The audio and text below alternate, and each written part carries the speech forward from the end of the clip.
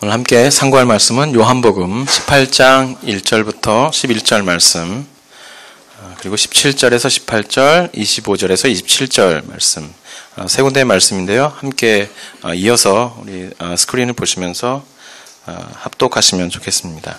제가 가진 성경, 신약성경 178면, 178면과 179면입니다.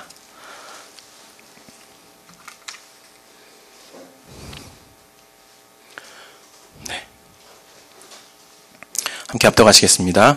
예수께서 이 말씀을 하시고 제자들과 함께 기드론 시내 건너편으로 나가시니 그곳에 동산이 있는데 제자들과 함께 들어가시니라. 그곳은 가끔 예수께서 제자들과 모이시는 곳이므로 예수를 파는 유다도 그곳을 알더라.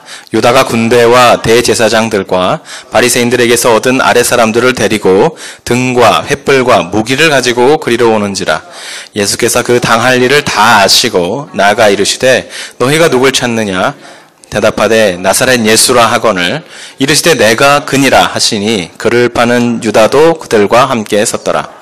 예수께서 그들에게 내가 그니라 하실 때에 그들이 물러가서 땅에 엎드려지는지라.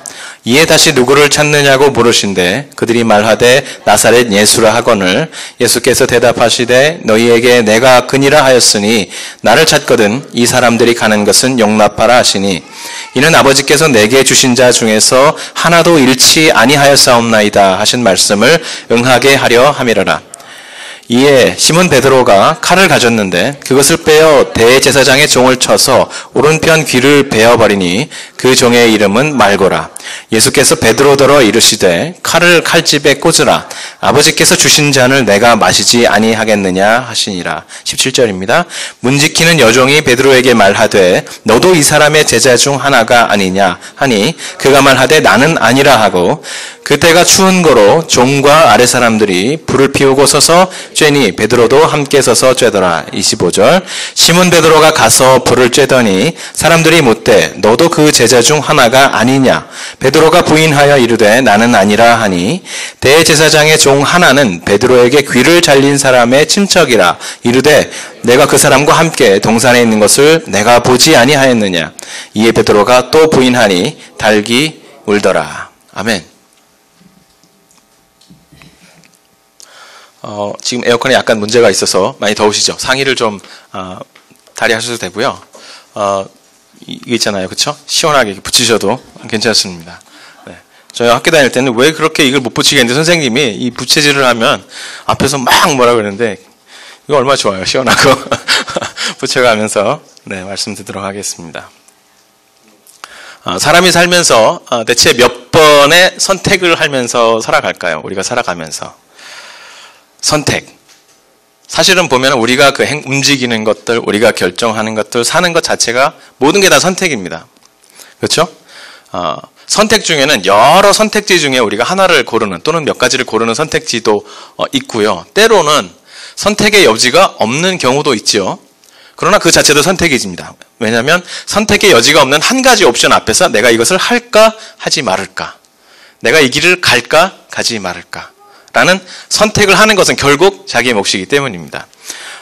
그래서 선택을 하면 언제나 그 선택에는 결과가 따르고 그 결과는 우리의 삶의 거대한 구속으로 다가오게 되어 있습니다. 결국 내가 지금 선택한 그 선택의 결과가 내게 돌아오면 이제는 우리는 뒤를 돌아보면서 과거라는 시간을 돌아보면서 과연 내 선택이 옳은 것이었는가, 그른 것이었는가, 좋은 것이었는가, 나쁜 것이었는가, 때로는 지혜로운 것이었는가, 어리석은 것이었는가를 이제 평가하는 자리에 처하게 됩니다. 그러다 보니까 선택은 늘 뒤늦은 후회를 동반하는 경우가 아주 많습니다. 성도님들은 어떠신가요? 살아오면서 이건 정말 되돌리고 싶다. 이건 정말 그렇게 하면 안 되었는데, 이렇게 했어야 됐는데 하는 그런 경험이나 그런 생각들이 간혹 또는 종종 있지 않으셨습니까? 네? 그때 영자가 아니라 영숙이를 만났어야 됐는데. 그때 이 소개팅이 아니라 저 소개팅에 갔어야 됐는데. 네, 우리 중에는 소개팅에 갔다가 결혼하신 분들도 계시고. 그런데 오늘 말씀 중에도 인생의 중대한 선택을 하고 그 선택에 따라서 자기 행동을 아주 과감하게 밀어붙인 두 사람이 등장합니다. 얼핏 보기에는 정말 돌이키기 힘든 선택을 한 이 두 사람, 말씀드리자면 가룟 유다와 베드로입니다. 이 사람들의 미래가 어떻게 될까요? 오늘 본문을 보면서 한번 따라가 보려고 합니다.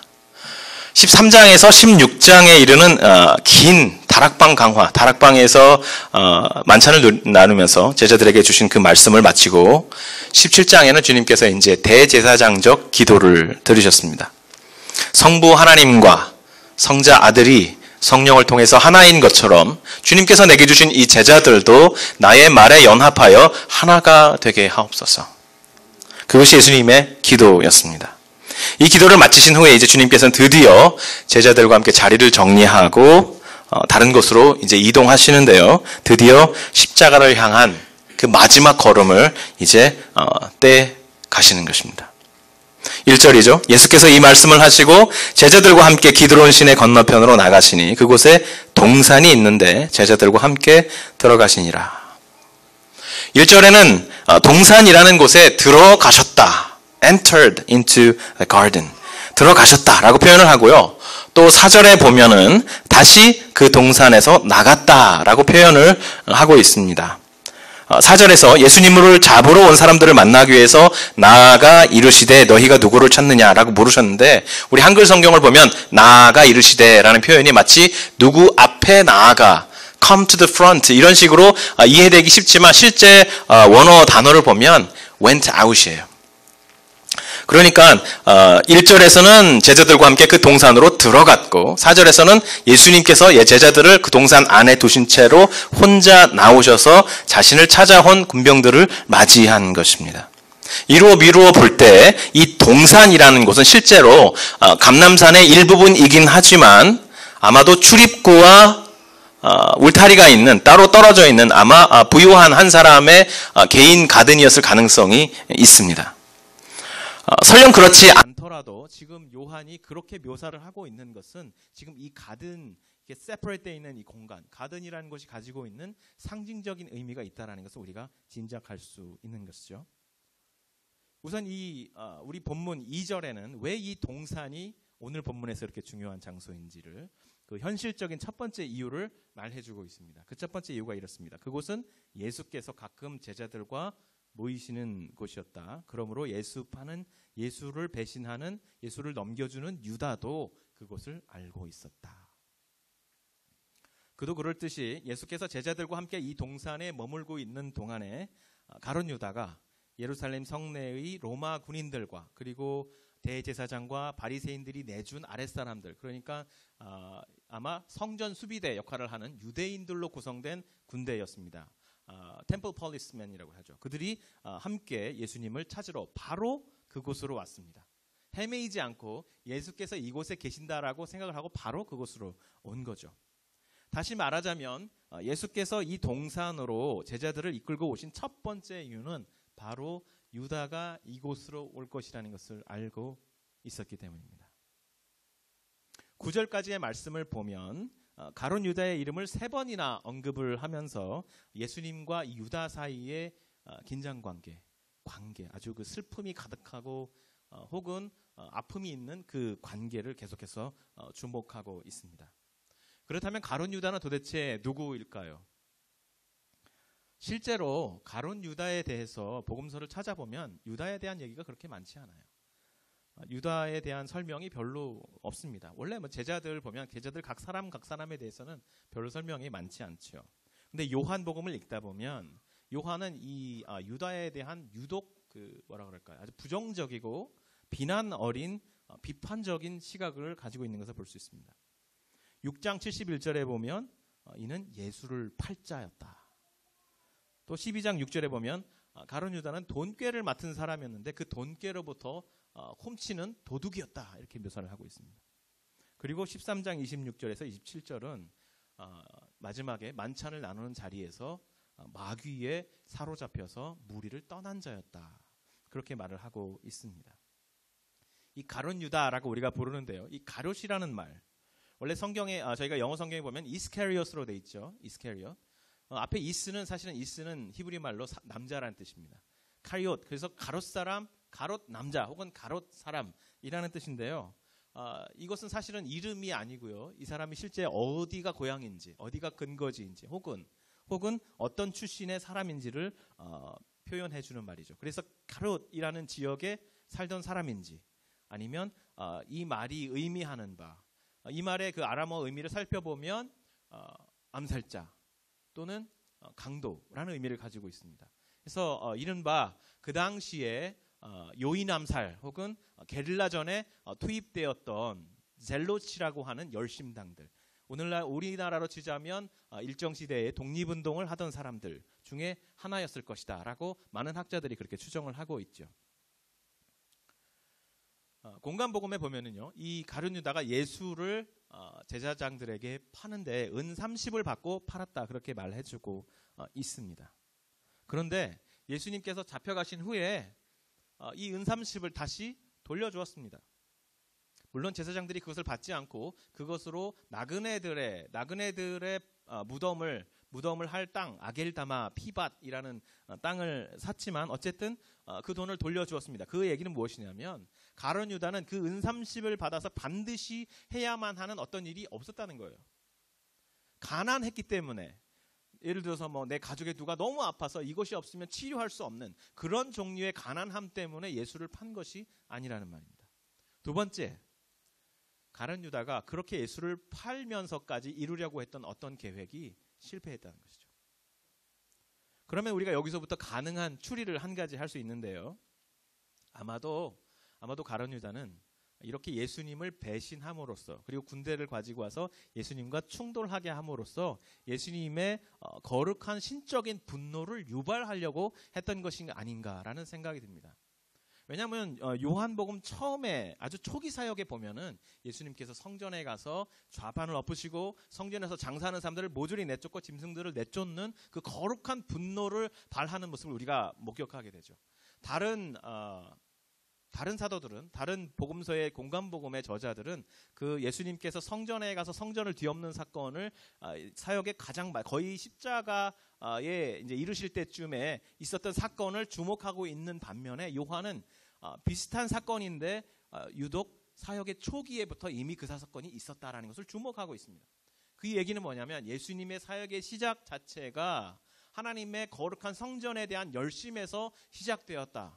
혹은 유대교가 더 이상 제 기능을 하지 못하고 있는 이 거룩한 성전을 하나님께서 이제 예수 그리스도 그 아들 안에서 새롭게 대체하시려고 보내신 분이 바로 이 예수 그리스도다라는 그 사역의 모습을 보여준 것입니다. 아마 그것을 가룟 유다도 알고 있었을 것입니다. 그래서 그 분노를 다시 예수 안에서 폭발시켜서 혁명의 주체가 되게 하려고 했던 것 같습니다. 그래서 예수를 잡으러 왔던 로마 군인들과 또 부패한 종교 지도자들을 모두 일소하려고 했던 것이 바로 가룟 유다의 의도가 아니었을까라고 많은 학자들이 추정하고 있고 또 신빙성이 있는 것이라고 생각합니다. 그런데 유다의 이러한 선택은, 유다의 이러한 결정은 사실은 어마어마한 희생을 감수한 것이었습니다. 예수님 당시, 가룟 유다가 살아가던 당시 그 세계는 shame, 부끄러움, 수치, 그리고 honor, 영광, 명예, 이 두 개의 상반되는 가치가 지배하던 사회이기 때문에 한 번 부끄러움에 처하게 되면, 아주 치명적인 잘못을 해서 부끄러움에 처하게 되면 그는 다시 회복할 수 없는 나락에 떨어져서 사회적인 social death를 경험하면서 살아가는 그것이 그 당시 사회였습니다. 만약에 자기의 스승을, 자기의 랍비를 배신해서 그의 목숨을 넘겨줬다? 그는 만약에 그가 의도했던 바가 성공해서 예수가 혁명을 일으키고 성공했다 할지라도 그는 절대 다시 원래 그 제자의 자리로 돌아갈 수 없는 처지를 알고 예수를 배신한 것입니다. 영원한 그리고 역사의 매국노가 될 각오를 하고 그는 예수님을 배신한 것입니다. 우리나라로 치자면 마치 을사오적이라고 부르면서 계속해서 그 이름을 되뇌이며 민족의 반역자 이렇게 하지 않습니까? 그러니까 그런 사람이 될 각오를 하고 예수님을 배신한 것이란 말이죠. 그만큼 유다는 자신의 동족, 자신의 나라, 자신의 민족을 그만큼 사랑했던 것입니다. 그 사랑이 예수님을 시험하기까지 예수님의 그 진정성을 의심하고 예수님을 자기가 만들어 놓았던 그 신념의 틀에 몰아 넣기로 했던 것입니다. 지금 바로 이 유다를 예수님께서 마주하고 계신 것입니다. 그가 올 줄 알고 이 동산에 일부러 제자들을 데리고 가 계셨던 것이죠. 그런데 이 부분을 읽으면서 저는 유다에게 베풀 수 있는 예수님의 그 마지막 사랑을 다 쏟아붓고 있는 장면을 보는 것 같아요. 유다를 마치 저주받은 자식인 것처럼 요한은 그렇게 묘사를 하고 있지만 예수님의 시각을 생각할 때에 비록 돌이킬 수 없겠지만, 비록 버려진 제자이지만, 그 안에 이미 사단이 들어가서 그를 지배하고 있지만, 그럼에도 불구하고 자신이 쏟아부을 사랑, 자신이 이 제자 때문에 아파해야 할 아픔은 다 하나도 남김없이 내가 겪어내겠다라고 말씀하시는 것처럼 들린다는 것입니다. 13장 1절에 요한이 이렇게 기록하고 있습니다. 이때는 아직 유다가 공동체를 떠나기 전입니다. 6월절 전에 예수께서 자기가 세상을 떠나 아버지께로 돌아가실 때가 이른 줄 아시고 세상에 있는 자기 사람들을 사랑하시되 끝까지 사랑하시느니라. 돌이킬 수 없지만 내가 너의 랍비고 너의 스승이고 너의 주이고 너의 창조주인 이상 내가 너를 위해서 아파야 할 아픔은 끝까지 아프겠다라고 말씀하시는 주님의 사랑을 저는 볼 수 있는 것 같습니다. 이제 요한이 데리고 온 이 유다가 데리고 온 이 무기를 든 사람들에게 예수께서 동산 안에 제자들을 머물러 있게 하신 채로 그 밖으로 나가서 그들을 대하십니다. 이제 그 말씀을 좀 주목해 보아야 합니다. 왜냐하면 여기에 예수께서 이 동산에 오신 두 번째 이유가 있기 때문입니다. 8절과 9절 말씀입니다. 예수께서 대답하시되 너희에게 내가 근이라 하였으니 나를 찾거든 이 사람들이 가는 것을 용납하라 하시니 이는 아버지께서 내게 주신 자 중에서 하나도 잃지 아니하였사옵나이다 하신 말씀을 응하게 하려 함이라. 예수님께서 이 동산에 오신 두 번째 이유는 바로 남겨진 제자들을 보호하기 위해서였습니다. 심지어 레슬리 뉴비긴이라는 학자는 뭐라고 얘기하냐면 예수님께서 잡혀가실 때에 자신은 부끄러움에 처하시지만 제자들이 스승을 버리고 도주하는 수치스러운 경험을 당하지 않게 하려고 이미 안전장치를 마련해 주셨다라고 말하는 거죠. 스승을 버리고 도망가는 제자들 역시 그 사회가 볼 때 부끄럽기는 마찬가지예요. 또 제자들의 그 아픔을 조금이라도 누그러뜨려 하시려고 일부러 사람들이 많이 있는 어떤 광활한 곳이 아니라 동산으로 숲으로 가셨다는 것입니다. 그런데 지금 가룟 유다를 보내는 것만으로도 찢어지는 예수님의 마음을 이해하지 못하고 다시 한번 도려내는 한 제자가 그 안에 있습니다. 10절 말씀입니다. 이에 시몬 베드로가 칼을 가졌는데 그것을 빼어 대제사장의 종을 쳐서 오른편 귀를 베어버리니 그 종의 이름은 말고라. 예수께서 베드로더러 이르시되 칼을 칼집에 꽂으라. 아버지께서 주신 잔을 내가 마시지 아니하겠느냐 하시니라. 말고라는 대제사장의 종의 귀를 잘랐다. 베드로가 잘랐다. 그렇게 말을 하죠. 여러분 귀를 자르려고 칼을 휘둘렀을까요? 베드로가? 그렇게 무공이 높은 무사였을까요? 베드로가? 그렇지 않았을 거예요. 아마 정수리를 내리시려고 내리쳤는데 피하는 과정에서 귀가 잘라지지 않았을까? 혹은 목을 치려고 옆으로 쳤는데 피하는 과정에서 귀가 잘라지지 않았을까라는 생각을 해요. 베드로가 정말 사람을 죽이려고 했어요. 우리 죄를 위해서 죽으실 분은 오직 예수뿐인데 그래서 주님께서 주도적으로 이 모든 지금 과정을 주도적으로 자기 자신을 자기 내어주심을 지금 이루어가고 계신데 이 자리에서 지금 베드로는 마치 누가복음 13장 1절에 빌라도가 저질렀던 사건, 빌라도가 어떤 갈릴리 사람들의 피를 그들의 제물에 섞었더라라고 말하면서 이스라엘 사람들 사이에 회자가 되었고 이 부끄러운 일이 이 신성 모독적인 일이 어떻게 있을 수 있느냐라고 제자들이 얘기를 했는데 이와 똑같은 짓을 지금 베드로가 하고 있는 것입니다. 예수께서 어린 양이 되어서 하나님의 제물이 되어 가는 그 자리에 죄인의 피를 그 안에 넣으려고 했던 것입니다. 주님의 그 방법을 전혀 이해하지 못했던 것입니다. 심지어 요한복음의 이 마지막 장면은요, 예수님께서 체포되시는 장면은 다른 공관복음과는 다르게 다른 공관복음에서는 가룟 유다가 와서 예수님께 키스함으로, 예수님께 입맞춤함으로 이 사람이 바로 그다라고 사인을 해주는데 그 장면마저 요한은 빼버렸습니다. 왜냐하면 예수께서 주도적으로 자기를 내어주신 것이지 요한이 예수를 잡아간 것이 아니다라고 말해준 그 메시지를 위해서 그 장면도 뺀 것입니다. 그런데 그것을 이해하지 못하고 베드로가 죄인의 피를 그 길에 뿌리려고 했던 것입니다. 공간복음 저자와는 달리 또 요한만이 이 베드로에 의해서 귀가 잘린 종의 이름을 말고였다라고 말해주고 있거든요. 그 말고라는 말은 아람어를 번역해보면 나의 왕 혹은 그의 왕이라는 뜻입니다. 대제사장의 종, 대제사장을 대변하는 종의 머리를 치려고 했고 또 그들의 왕을 치려고 했습니다. 세상의 왕을 자신의 칼로 침으로써 예수의 혁명을 이루어내겠다고, 내가 나의 주님을 내가 보호하겠다고 나섰지만 그는 예수님께서 세상의 왕을 심판하는 방법, 십자가, 그 유일한 방법, 아무도 알지 못했던, 심지어 사단도 알지 못했던 그 방법을 이해하지 못한 것입니다. 그는 더구나 몰랐습니다. 자신의 이 말고의 귀를 친 것이 결국 자기가 예수님을 세 번째 부인하게 될 결정적인 이유가 될 것이라는 것을 몰랐던 거죠.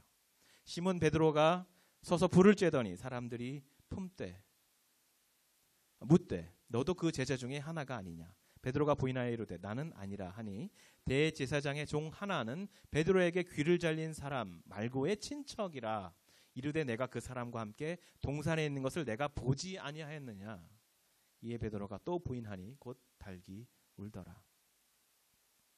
이처럼 유다와 베드로는 자기 목숨을 희생하고 역사적인 오명을 뒤집었을 것을 무릅쓰면서까지 비장한 선택을 하고 그 선택을 실천에 옮겼습니다. 그것은 자신이 생각했던 종교적이고 정치적인 이상을 위한 희생이었겠지만 그러나 그것은 예수님께서 뜻하신 바가 아니었다는 것을 오늘 말씀을 통해서 우리가 볼 수 있죠. 이제 마지막으로 예수께서 이 동산에 오신 세 번째 이유를 생각해 보지 않을 수 없습니다. 예수께서 택하신 이 동산은 그가 택하신 십자가의 길과 맞닿아 있기 때문입니다. 앞서 요한이 출입구와 울타리가 있는 외부로부터 구별된 장소로 이 동산을 묘사했다라고 말씀드렸고 거기에는 뭔가 상징적인 의미가 있는 것 같다라고 말씀을 드렸는데요. 그것은 아마도 요한이 이 동산을 하나님께서 창조하신 에덴 동산과 연결되어 있다. 신학적인 연결고리를 갖고 있는 것으로 묘사하고 있다는 것을 인상을 우리가 받을 수 있다는 의미였습니다. 에덴 동산은 어떤 것이죠? 하나님께서 창조하여서 첫 번째 아담이 살게 해 주셨던 곳입니다. 그런데 또한 첫 번째 아담이 하나님을 배신하고 선악과를 따먹었던 장소입니다. 뱀을 통해서 사단의 유혹을 받아서 자신의 지혜인 줄로 알고 자신의 지혜를 실천에 옮겼던 그 첫째 아담이 하나님을 아버지를 그 언약을 배신했던 그 자리가 바로 에덴 동산인 것입니다. 아담을 유혹했던 것이 사탄이었던 것처럼 아담의 후예인 가룟 유다를 시험하고 베드로를 시험해서 시험에 들게 했던 것 역시 사단이었습니다. 우리말에 핑계 없는 무덤은 없다라는 말이 있죠. 가룟 유다의 경우나 베드로의 경우나 정당한 이유가 있는 것 같아요. 왜 베드로에게 찾아가서 그때 왜 그랬니? 라고 물으면 아마 베드로는 충분한 이유를 대었을 것입니다. 내 스승이 잡혀가는데 내가 거기서 가만히 있어야 했나요? 저를 구원해 주신 분이 지금 잡혀가는데 아무런 잘못도 없는데 제가 그럼 거기서 가만히 있어야 했나요? 가룟 유다는 말했을 것입니다. 내 민족이 이토록 고통을 당하고 이토록 괴로움을 당하고 외로움 가운데 핍박 가운데 있는데 제가 가만히 있어야 했나요? 우리 주님이 말씀 한마디면 모든 것이 해결될 수 있는 내가 가만히 있어야 했나요? 주님께서 점점 요새 계속해서 연약한 소리를 하시고 죽으실 거라고 말씀하시는데 제가 가만히 있어야 했나요? 아마 이런 핑계들을 댈 수 있었고 나름대로 정당성이 있는 것들입니다. 우리가 살아가다 보면 베드로나 가룟 유다처럼 우리가 선택했던 여러 가지 선택들 가운데서 우리가 설명할 수 있는 선택들입니다. 대체적으로 나는 이런 선택을 했고 이때는 이게 최선이었습니다. 나는 이렇게 할 수밖에 없었습니다. 라는 선택의 이유들이 누구에게나 있는 것입니다. 그러한 모든 선택들이 예수 그리스도의 십자가의 방법이 아니라면 그 십자가의 길을 온전히 따르는 것이 아니라면 그것은 아담의 반복을, 아담의 잘못을 계속해서 반복하는 선택일 수밖에 없는 것입니다. 사단도 이해하지 못했던 그 십자가의 길, 주님께서는 그것이 가장 옳은 선택이고 그 예수 그리스도의 선택에 묶여있는 우리들이야말로 우리의 삶 속에 여러 가지 선택으로 인한 결과와 아픔과 어려움 가운데 놓여 있을 때에 우리를 회복하시는 주님께로 나아가는 길이라고 말씀해 주고 있습니다. 그분은 심지어 더 이상 돌이킬 수 없는 유다의 안타깝고 괴로운 선택마저도 바라보시면서 거기에 자신의 남은 사랑과 고통을 다 채워주시는 분이십니다. 예수 그리스도의 십자가의 지혜와 그 십자가의 희생을 바라보면서 그 순종과 사랑보다 높아진 인간의 어떤 생각, 내 삶의 어떤 이유, 나의 변명, 나의 신념, 이것을 그리스도 앞에 내려놓을 수 있을 때, 그 십자가의 앞에 내려놓을 수 있을 때 우리는 우리의 모든 연약하고 부족한 이유를 댈 수 있을 만한, 그럴 수밖에 없었던, 어쩔 수 없었던 모든 선택들 안에서도 주님의 손에 붙들려서 앞으로 나아갈 수 있는 것입니다. 똑같이 어리석고 부족하고 연약하지만 주님께서 가룟 유다처럼 우리를 놓지 아니하시고 그 제자들을 동산에서 보호하신 것처럼 우리를 보호해주고 계십니다. 박정호 씨의 찬양 중에 그래도라는 찬양이 있습니다. 요즘에 간암이 걸려서 간암 때문에 투병을 하고 있다고 그러고요. 딸에게서 간이식을 받아서 지금 회복을 하고 있다고 제가 들었는데 그분의 찬양 중에 그래도라는 찬양이 있어요. 내가 나를 떠나가도 그래도 나는 너를 떠나지 않으며 내가 나를 버려도 그래도 나는 너를 버리지 아니하리라. 우리가 여러 가지 우리 삶 속에서 궁지에 몰려서 가난 때문에 여러 가지 형편 때문에 직장에서의 어려움 때문에 삶과의 사람들과의 관계 때문에 선택하는 많은 잘못된 선택들, 우리는 쉽게 그것은 잘못입니다. 그것은 옳지 못한 것입니다. 그것은 하나님께서 기뻐하는 것이 아닙니다. 어떻게 성도가 그럴 수 있습니까? 라고 포인팅 아웃 할 수 있지만 그러나 그럼에도 불구하고 우리의 삶을 변함없이 질곡 가운데서 붙들어 주시는 분, 그것은 예수 그리스도의 십자가의 선택이었습니다. 그리고 우리를 부르십니다.